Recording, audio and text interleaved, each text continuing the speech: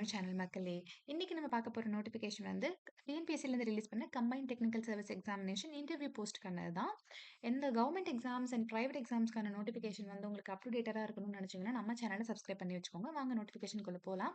இந்த notification release பண்ண date வந்து டிசம்பர் 22. இந்த டாக்குமெண்ட் வந்து உங்களுக்கு வேணும் அப்படின்னா, நம்மளோட tnpsc.gov.inல போனீங்கனாலே உங்களுக்கு இந்த நோட்டிஃபிகேஷன் கிடைக்கும். இந்த பிடிஎஃப் கிடைக்கும். இத எடுத்து வச்சு நீங்க ஃபுல்லா ரீட் பண்ணி பார்க்கலாம். நீங்க ஃப்ரீயா இருக்கிறப்போ. இப்ப டேட்ஸ் பார்த்தீங்கன்னா, அப்ளிகேஷன் ஸ்டார்ட் ஆகுற டேட் பார்த்தீங்கன்னா, உங்களுக்கு வந்து 22லேருந்தே ஸ்டார்ட் ஆயிடும். லாஸ்ட் டேட் வந்து 20த் ஜனவரி வரைக்கும் இருக்கும். 11:59 PM வரைக்கும். கரெக்ஷன் விண்டோ வந்து 2 நாள் குடுத்துருக்காங்க. 24 ஜனவரிலேருந்து 26 ஜனவரி வரைக்கும்.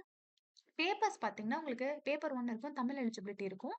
அதோட ஜெனரல் சயன்ஸும் இருக்கும். மென்டல் எபிலிட்டி இருக்கும். பேப்பர் 2 பார்த்தீங்கன்னா, உங்களோட சப்ஜெக்ட் பேப்பரா இருக்கும். ஸோ டேட்ஸ் வந்து 7/3யும் 8/3யும் சொல்லியிருக்காங்க. மார்ச் மந்த் சொல்லியிருக்காங்க டென்டேட்டிவா. அதுக்கப்புறமா இந்த வெப்சைட் தான். இந்த வெப்சைட்ல போனீங்கன்னா, உங்களுக்கு இந்த பிடிஎஃப் கிடைக்கும். ஸோ இதெல்லாம் வந்து எப்படி அப்ளை பண்ணணும்னு சொல்லியிருக்காங்க. நம்ம முக்கியமா பார்க்க போறது வந்து வேக்கன்சி டிஸ்ட்ரிபியூஷன். எவ்ளோ வேகன்சி இருக்கு, எவ்ளோ கம்யூனிட்டீஸ்க்கு அது எப்படி டிஸ்ட்ரிபியூட் பண்ணியிருக்காங்கங்கிறது தான். ஸோ இது வந்து முக்கியமா ரொம்ப ஃபோக்கஸ் பண்ணிலாம் நீங்க பார்க்காதீங்க. ஏன்னா ஜெனரல்ல வேகன்சி இருந்தாலே போதும். நம்ம என்ன கம்யூனிட்டியா இருந்தாலும் நம்ம ஜெனரல்ல வேலை எடுக்கிறோம். அவ்வளோதான் விஷயம். அதுக்கப்புறம் சைட்ல பே லெவல் மென்ஷன் பண்ணியிருக்காங்க. ஸோ அது வேணும்னு நீங்க பார்த்துக்கலாம். ஸோ இத்தனை கேட்டகரிக்கு தான் இவங்க இப்போ விட்டுருக்காங்க. ஏஜ் லிமிட் பார்த்தீங்கன்னா, மினிமம் வந்து 21 இயர்ஸ் ஃபுல்ஃபில்லா இருக்கணும். எந்த போஸ்ட்னாலுமே. அதுக்கப்புறமா SC, SCA, ST, MBC, BC, BCM இல்லாதவங்களுக்கான அ ஏஜ் குவாலிஃபிகேஷன் அப்பர் லிமிட் இது. மேக்ஸிமம் பார்த்தீங்கன்னா, டிஸ்ட்ரிக்ட் விடோ வந்து ஏஜ் லிமிட்டே கிடையாது. எக்ஸ் சர்வீஸ் மேன் வந்தா 50. பிடபிள்யூபில வந்தீங்கன்னா, உங்களுக்கு 44 அண்ட் 42 வரும். மித்த இதுக்கு வந்து நார்மலா இருக்கிறவங்களுக்கு வந்து மேக்ஸிமம் ஏஜ் லிமிட் 34, 32, 32 ஆகும். இதே நீங்க மேல மென்ஷன் பண்ண இந்த ஹைலைட்டா இருக்க கம்யூனிட்டீஸ்ல ஒருத்தங்களா இருந்தீங்கன்னா, உங்களுக்கு ஏஜ் லிமிட்டே கிடையாது. ஸோ நீங்க எந்த கம்யூனிட்டியா இருந்தாலும் டிகிரிக்கு நீங்க குவாலிஃபை ஆனீங்கன்னா, நீங்க எழுதலாம். உங்களுக்கு ஏஜ் வந்து ஒரு பேரியரா இருக்காது. அதுக்கப்புறமா குவாலிஃபிகேஷன், எஜுகேஷனல் குவாலிஃபிகேஷன் பார்த்தீங்கன்னா, அசிஸ்டன்ட் டைரக்டர் ஆஃப் அக்ரிகல்ச்சர் எக்ஸ்டென்ஷன்ல போனீங்கன்னா, உங்களுக்கு எம்எஸ்சி கேட்பாங்க. In agriculture extension or agriculture economics. அதுக்கப்புறமா அசிஸ்டன்ட் மேனேஜர் இன் அக்கவுண்ட்ஸ் போனீங்கன்னா, உங்களுக்கு சிஏ கோர்ஸ் நீங்க முடிச்சிருக்கணும். ஃபைனல் எக்ஸாம் கிளியர் பண்ணியிருக்கணும். நம்ம institute of chartered accounts of India நடத்துற ஃபைனல் எக்ஸாம். அக்கவுண்ட்ஸ் ஆஃபீஸரா போணும் நீங்க கிளாஸ் 3 அந்த கிரேட்க்கு போணும்னாலும் அதே தான். மேனேஜர் கிரேட் 3 ஃபினான்ஸ்ல போணும்னாலும் அதே தான். சீனியர் ஆஃபீஸரா போணும்னாலும் அதே தான். சீனியர் ஆஃபீஸர் லீகல்ல போணும்னா மட்டும் உங்களுக்கு பிஎல் ஆர் எல்எல்பி டிகிரி வேணும். அது வந்து ஒரு recognised grant commission, university recognised grant கமிஷன்ல இருந்து இருக்கிற காலேஜ்ல நீங்க முடிச்சிருந்தீங்கனாலே போதும்.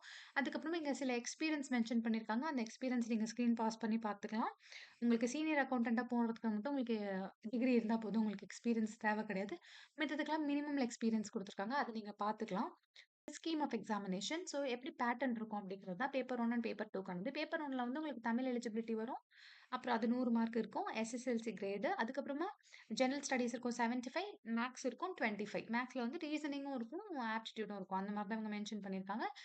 ஜெனரல் ஸ்டடீஸ் மட்டும் டிகிரி லெவல்ல இருக்கும். மித்தது 2மே எஸ்எஸ்எல்சி லெவல்ல தான் இருக்கும். ஸோ மொத்தமா அது 200 மார்க்ஸ்க்கு இருக்கும். பேப்பர் 2 வந்து உங்க சப்ஜெக்ட் பேப்பர். நீங்க என்ன சப்ஜெக்ட் கோர் சூஸ் பண்றீங்களோ, அந்த சப்ஜெக்ட்க்கு தான் நீங்க எழுதுற மாரி இருக்கும். அது வந்து 200 மார்க்ஸ்க்கு இருக்கும். 300 ஆ சாரி ஆ நம்பர் ஆஃப் கொஸ்டின்ஸ் வந்து 200ம், டியூரேஷன் வந்து 3 ஹார்ஸும், மேக்ஸிமம் மார்க்ஸ் வந்து 3 ஹார்ஸ்க்கும் நீங்க எழுதுவீங்க. அதுக்கப்புறமா இன்டர்வியூ இருக்கும். இன்டர்வியூ வந்து உங்களுக்கு 60 60 மார்க்ஸ்க்கு இருக்கும். ஸோ அவ்வளோதான். இது வந்து சிபிடின்னு சொல்லியிருக்காங்க இப்போ. ஸோ சிபிடியா இருக்கும் வாய்ப்பு இருக்கு. சிபிடி தான் இவங்க மென்ஷன் பண்ணியிருக்காங்க. ஸோ இது யூசுவலா ஓஎம்ஆர்ல நடக்கும். So it depends. அவங்க என்ன கமிஷன் என்ன முடிவு பண்றாங்களோ அதுதான். பேப்பர் 2 பார்த்தீங்கன்னா, இதுதான் சப்ஜெக்ட் பேப்பர். ஸோ என்ன நீங்க சப்ஜெக்ட் சூஸ் பண்ணி எழுதுறீங்களோ, அதான் உங்களோட பேப்பர் 2ல நீங்க எழுதுவீங்க. ஸோ என்னென்ன பேப்பர்ஸ் இருக்குன்னு பார்த்தீங்கன்னா, அக்ரிகல்ச்சர்ல எழுதுவீங்க, இல்ல காஸ்ட் அக்கவுண்டன்சில எழுதுவீங்க, இல்ல லால எழுதுவீங்க, mechanical production and manufacturing engineering, இல்ல பிசினஸ் அட்மினிஸ்ட்ரேஷன், இல்ல electrical electronics and engineering triple எழுதுவீங்க. ஸோ அவ்வளோதான். இது என்னென்ன லாங்குவேஜ்ல நீங்க எழுதுவீங்கங்கிறது. ஸோ இங்கிலீஷ் அண்ட் தமிழ் தான் ப்ராபப்ளி இருக்கும். அதுக்கப்புறம் பார்த்தீங்கன்னா, பண்றதுன்னு குடுத்துருக்காங்க. எப்படி அப்ளை பண்ணணும்னு உங்களுக்கு டவுட்ஸ் இருந்துச்சு அப்படின்னா, ஓடிஆர் எப்படி ஃபில் பண்ணணும்? அதுக்கப்புறம் அப்ளிகேஷன் எப்படி போடணுங்கிறதுல உங்களுக்கு டவுட் இருந்ததுன்னா, நீங்க கேளுங்க. அத தனியா ஒரு வீடியோவா போடுறேன். ஸோ இப்ப நம்ம ஜெனரல் நோட்டிஃபிகேஷனுக்கான இது மட்டும் பார்த்துடலாம். ஸோ என்ன டைமென்ஷன்ல இருக்கணும் எல்லாமே குடுத்துருக்காங்க. ஸோ இதெல்லாம் ப்ராப்ளம் இல்ல. எக்ஸாமினேஷன் ஃபீ வந்து 200 இருக்கும். இது வந்து மித்தவங்களுக்கு எக்செப்ஷன் இருக்கும். இது கம்யூனிட்டி வைஸ் எக்செப்ஷன் இருக்கும். ஷெட்யூல்ட் கம்யூனிட்டீஸ்க்கு அண்ட் ஃபீமேல்ஸ்க்கு எக்செப்ஷன் குடுப்பாங்க. ஸோ அவ்வளோதான். நம்ம மேக்ஸிமம் எல்லாமே பார்த்துட்டோம். இப்ப பார்க்க போறது வந்து சிலபஸ்.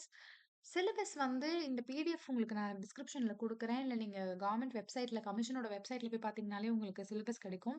இந்த சிலபஸ ஃபர்ஸ்ட்டு நீங்க கையில எடுத்து வச்சுட்டு தான் நீங்க ப்ரிப்பரேஷனே ஸ்டார்ட் பண்ணணும். பிகாஸ் இந்த சிலபஸ் இல்லாம நீங்க ஸ்டார்ட் பண்ணக்கூடாது. என்னதான் அக்ரிகல்ச்சர் திடீர்னு நான் என்னோட கோர் எடுத்து ஸ்டார்ட் பண்றேன். அந்த மாரி பண்ணவே பண்ணாதீங்க. சிலபஸ் எடுத்து வச்சுக்கோங்க. தமிழ் மொதற்கொண்டு எல்லாமே நீங்க சிலபஸ்ல இருந்து தான் படிக்கணும். சிலபஸ்ல இருக்க ஒரு சிலபஸ்ல இருந்து தான் நீங்க படிக்க ஆரம்பிக்கணும். சிலபஸ்ல இருக்க ஒரு வார்த்தைக்கானும் நீங்க ஹேண்ட் ரிட்டன் நோட்ஸ் நீங்க பண்ணியிருந்திருக்கணும். அந்த மாதிரி நீங்க படிக்க ஆரம்பிங்க. இப்ப நான் ஸ்க்ரீன பாஸ் பண்ணி என்னென்ன குடுத்துருக்காங்கங்கிறத நீங்க பார்த்துக்கோங்க. இல்லன்னா இந்த வெப்சைட்ல இருந்து நீங்க பிடிஎஃப் எடுத்து பிரிண்ட் அவுட் எடுத்து நீங்க அதுலருந்து படிக்க ஆரம்பிச்சீங்கன்னா கரெக்ட்டா இருக்கும். பிரிண்ட் அவுட் எடுத்து ஹைலைட் பண்ணி எத எத முடிக்கிறீங்கங்கிறத வச்சுக்கோங்க. 2வது ஃபர்ஸ்ட்டு ஷெட்யூல் போட்டுக்கோங்க. ஏன்னா, இன்னும் நம்மளுக்கு 3 மாசம் கிட்ட இருக்கு எக்ஸாமுக்கு. அழகா ஷெட்யூல் போட்டு என்ன அன்னைக்கு என்ன டாபிக் நீங்க முடிச்சிருக்கணுங்கிறத நீங்க இப்பவே ஒரு ஷெட்யூலா போட்டு, இதுக்கு ஒரு 4, 5 நாள் எடுத்துக்கோங்க. எப்ப முடிக்கணும்? எப்படி மார்க் டெஸ்ட் போடணும்? எப்படி கரண்ட் அஃபேர்ஸ் எப்படி கவர் பண்ணணும்? இது எல்லாமே பார்த்து நீங்க பக்காவா ரெடி பண்ணிக்கிட்டீங்கன்னா தான், உங்களுக்கு டைம் இருக்கும். நீங்க ஒரு 4, 5 டேஸ் இந்த கிறிஸ்மஸ் ஹாலிடேஸ யூஸ் பண்ணி ஒரு பக்காவான பிளான் போட்டுட்டு, நீங்க படிக்க ஆரம்பிங்க. சிலபஸ் இல்லாம நீங்க எதுவுமே பண்ணக்கூடாது. ஃபர்ஸ்ட்டு பண்ண வேண்டியது இந்த எக்ஸாம் எழுத போறீங்க அப்படின்னாலே, ஃபர்ஸ்ட்டு பண்ண வேண்டியது சிலபஸ் எடுத்து கையில வச்சுக்கிறது தான். இந்த நோட்டிஃபிகேஷன் உங்களுக்கு யூஸ்ஃபுல்லா இருக்கும். நீங்க அக்ரிகல்ச்சர் ஸ்டூடெண்ட்டா இருந்தா ரொம்ப யூஸ்ஃபுல்லா இருக்கும். டவுன்லோட் பண்ணுங்க. ஃபுல்லா உட்காந்து படிங்க. ஏதாவது டவுட் இருந்தா காமெண்ட்ல கேளுங்க. இந்த வீடியோஸ உங்க அக்ரிகல்ச்சர் ஃப்ரெண்ட்ஸ்க்கு ஷேர் பண்ணுங்க. எக்ஸாம் அப்ளை பண்ணுங்க. ப்ரிப்பேர் பண்ணுங்க. நல்லா பண்ணுங்க. வேலை வாங்குங்க. All the best guys. இன்னொரு நோட்டிஃபிகேஷன். இன்னொரு கவர்ன்மென்ட் நோட்டிஃபிகேஷன். இன்னொரு பிரைவேட் நோட்டிஃபிகேஷன்.